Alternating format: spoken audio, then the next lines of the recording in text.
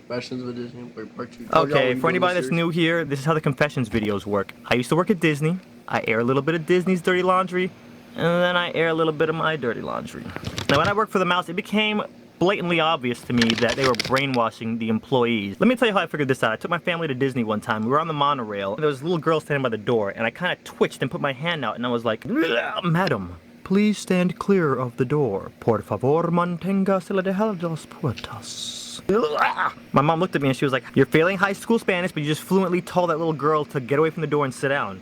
I don't know what you're talking about. I just blacked out. What did I say? That was the second time I ever rode the monorail. Tell me how I knew that. They're brainwashing us. Now, if Disney brainwashes their employees, just imagine for a second what they might do to the people that bring money into the parks. Think about it. From the time you drive over that invisible line and you're on Disney's property, you see over 100 subliminal Mickeys on an average trip to the park. And I would sit back and wonder what it was like for the first wave of cast members, like back in the 50s and 60s, like that first cast member that realized that something was up. Probably went to his manager like, is it just me, or is Mickey's face in a lot of places around here that it shouldn't be? Well, golly, son, what do you mean? Is everything okay? No, it's just weird because I'll work a regular shift here and then I'll clock out and go home, and every time I close my eyes, I see Mickey's face. Gee willikers, well, I better look into this right away. Give me 1 second.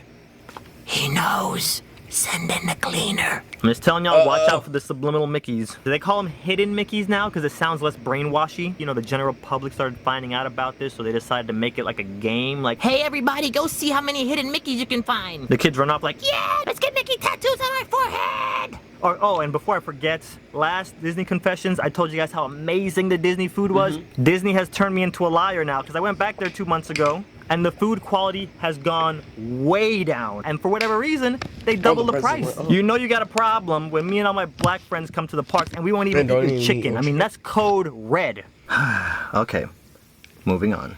Attention would-be troublemakers that go into Disney, don't go up in there trying to be all cute. Let me tell you why. A lot of you don't know this, but Disney has secret service. I came into work one day, I'm walking up to greeter spot, and this guy in t-shirt and jeans comes up and he's like, "Which way did they go?" Girl was like, "That away!" Pshong! Took off.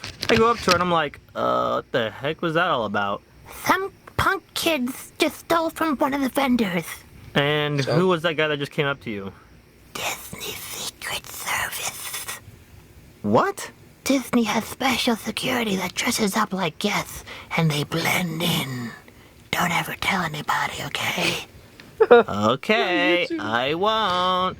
And see, that info changed a lot for me because this was the weekend right after I stole all the 8:30 shows. This cancels out pretty much 90% of all my other genius plots that I had in motion. And the managers, every time I came in for a shift, was still going out of their way to make my job as painful as possible.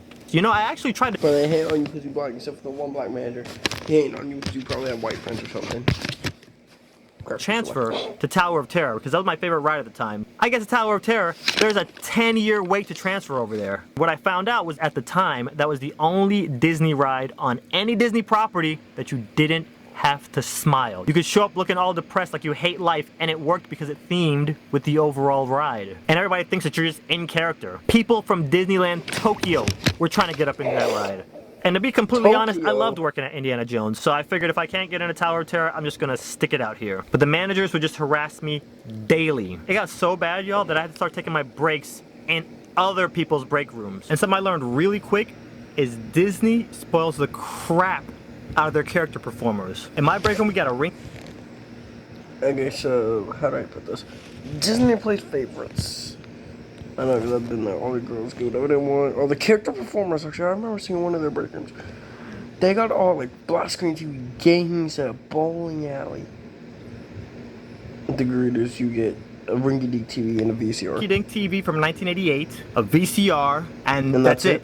I walk into one of these character break rooms, they got a flat screen, snack bar, Guitar Hero. A lot of you guests will never know this because you never see behind the curtain, and honestly, you know what? I'm okay with that. It's just these managers. One day Ron humiliated me so bad in front of the entire staff, and obviously I can't do nothing to him, he's my manager. So you know who I took it out on? The guests. So I'm at Indiana Jones, show started. We had two main rules at Epic. Don't let anybody sit in the aisles on the stairs, and don't let anybody in through the exits once the show starts. That's it. I'm posted at the second exit. This family walks up to me and Dad goes, Yes, me and my family were Oh, visiting he's from British. England, and if it's not He's British. If you let him, I am going to slap the God, you. too much trouble, sir, could we just sit right over there on that empty bench, please? sorry man, once the show starts, can't let anybody in. We've only missed 10 minutes, so we visited the other parks, and the bus just took so terribly long. We leave for the airport in about 40 minutes. If we could just sit right over there on that bench, sir, please. Sorry man, can't let anybody in through the exit once the show starts. Sir, but we're from England. Hey, you're the queen. Sir, please, I've spent all of my money on this trip. Once we get back home in England, I have to leave my family and work on an oil rig for 6 months, sir, because we Good have for no more you. money. For 6 months? That's how I would act. But like, bro, like how his head's are shaped. Uneven Humpty Dumpty built egg cells. Yes, sir. And then look how he built. He got hair. The baby bolder than a quadratic form. Like, oh dang. Please, No. please, let's let me and my family in. We're from England. No. Nope. Please, sir. So we just want to see Indy. Please, my children love Indy, sir. Please. What does You that see that children rock from? over there, sir? We'll even sit on the rock. Look at the sharp edges, sir. We probably cut ourselves and bleed to death on it. We don't care. Just please. Please. Please. Let me think about it. Nah, sight. Thank you, sir. Yeah, Good boy. day. And he turned and he He started should have been like, yeah, perhaps, yeah, he's gonna sit on the rock and die. And, right? Yeah. Nasaka. walking away with his family. I was like, Don Dave, don't look ice cold. All right, you're just doing your job. I did take a glance over my shoulder. They didn't look happy. Fast forward 2 years, I get a job as a lifeguard working at a Hard Rock Hotel, and I'm sitting up by the pool watching the water. Boom, it just hits me. It's like, dude, you ruined their vacation.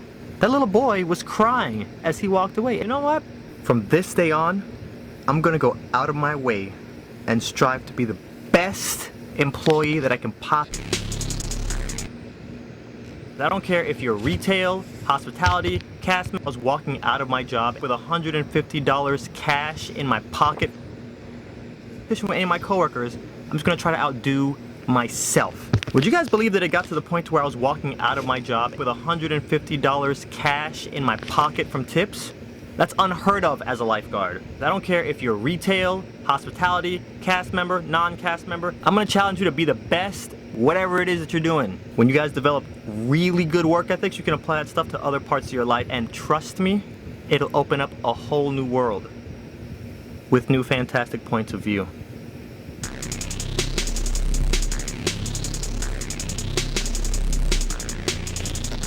There you go, and bye.